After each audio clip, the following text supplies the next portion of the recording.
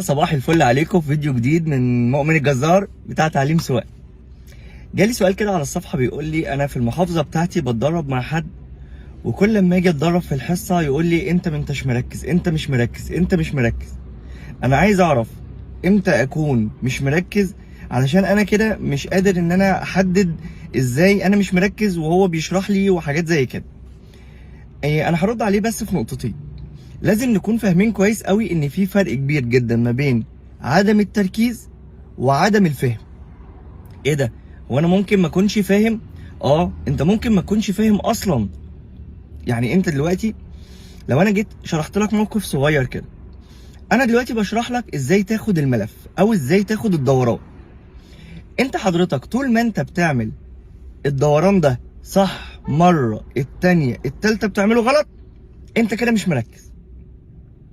امال امتى اكون مش فاهم؟ لو كل مره بتعمل الدوران ده غلط.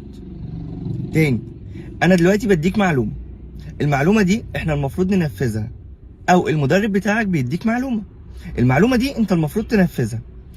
اول مره ممكن تطلع غلط، تاني مره تطلع غلط، التالتة والرابعه والخامسه والعاشره بيبقوا صح. ليه؟ انت حضرتك دلوقتي انت فهمت المعلومه، وبناء على فهمك للمعلومه بتبدا انك انت تتحرك طبيعي جدا بالنسبه للعربيات، وبالنسبه للعربيه اللي انت راكبها، وبالنسبه للشرح اللي بيديهولك المدرب. طيب انا بقيت بعمل المعلومه دي صح، بعد كده بدات ان انا اقع فيها وبدات ان انا اعملها غلط.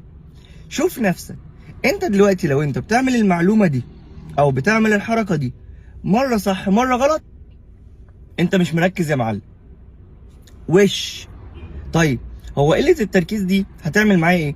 قله التركيز دي هتخليك انك انت ما انتش بتستقبل كلام المدرب الجديد، ومش هتخليك اصلا تكون قادر انك تعمل القديم دوت بشكل صحيح. ليه؟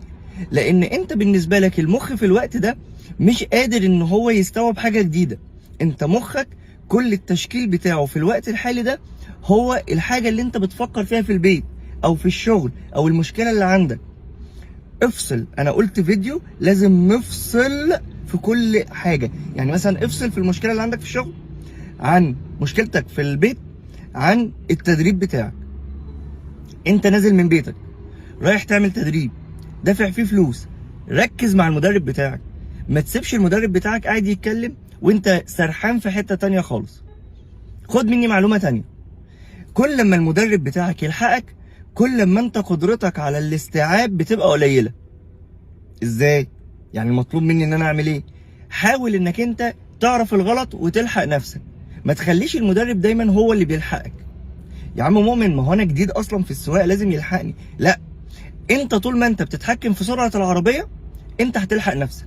خلي بالك، كل ما العربيه كانت بطيئه كل ما انت عرفت تلحق نفسك، وكل ما زادت لحقانك لنفسك كل ما قدرت انك انت تخطي اي موضوع او اي مشكله وانت اللي تعرف تلحق نفسك وجاي عليك بالاستفاده. تمام كده؟ كده احنا فهمنا ايه الفرق ما بين عدم التركيز وعدم الفهم.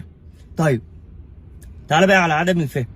عدم الفهم ده بيكون بالخلاصه كده ان حضرتك ما انتش قادر تفهم ازاي تعمل الحركه، وبناء على عدم فهمك للحركه دي انت كل مره بتعملها غلط. طلعت معاك مره في النص صح كده باي لك، بالويم، بالصدفه.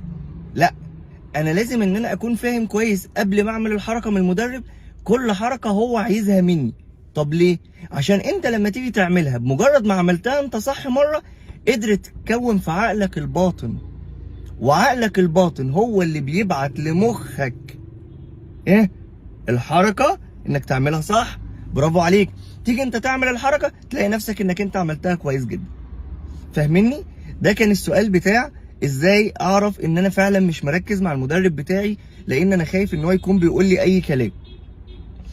حاول على قد ما تقدر انك انت ادام انت اخترت المدرب الصح بتاعك، حاول انك انت تكون على قد ما تقدر مركز معاه. انت خلاص اخترت المدرب ده، خلاص تمام كده. نهاركم سعيد وبيضحك، نهاركم جميل زي وشوشكم وقلوبكم الجميله. نصلي على رسول الله. مؤمن الجزار بتاع تعليم سواقه. باي باي.